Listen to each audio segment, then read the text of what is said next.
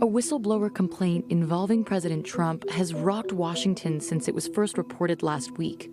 But how exactly did we get here? July 25th, 2019. President Trump and Ukrainian President Volodymyr Zelensky talk on the phone. The White House says they focused on Zelensky's election victory. We now know Trump apparently asked Zelensky to look into why Ukraine stopped investigating Joe Biden's son, who had business dealings in Ukraine. August 12th.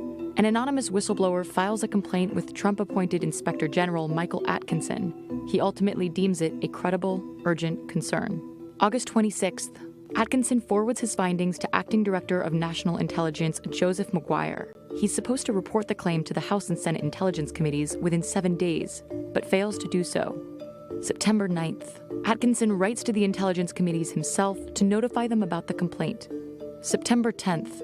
House Intelligence Committee Chairman Adam Schiff accuses Maguire of illegally withholding the complaint and asks him to turn it over. September 13th.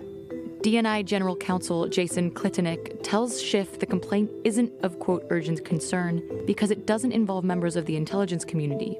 This essentially overrules Atkinson's findings. Schiff then subpoenas Maguire, demanding he either hand over the complaint by September 17th or he'll need to testify before his committee. September 18th. The Washington Post first reports the complaint involved a, quote, promise between Trump and a foreign leader. September 24th, House Speaker Nancy Pelosi announces a formal impeachment inquiry.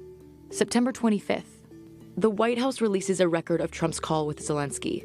It's not a verbatim transcript, but it affirms that Trump asked Zelensky about the investigation into Hunter Biden. Trump also says this at the UN. It's all a hoax, folks. It's all a big hoax.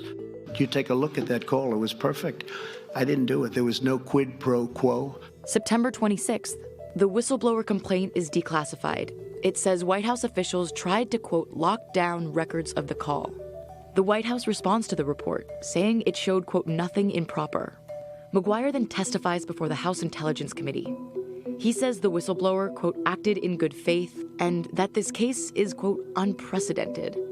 Clearly, this story isn't going away anytime soon, and we still don't know all of the details. So really the question is, what happens next?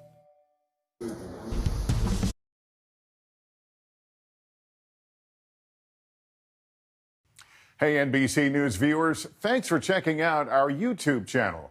Subscribe by clicking on that button down here and click on any of the videos over here to watch the latest interviews, show highlights, and digital exclusives. Thanks for watching.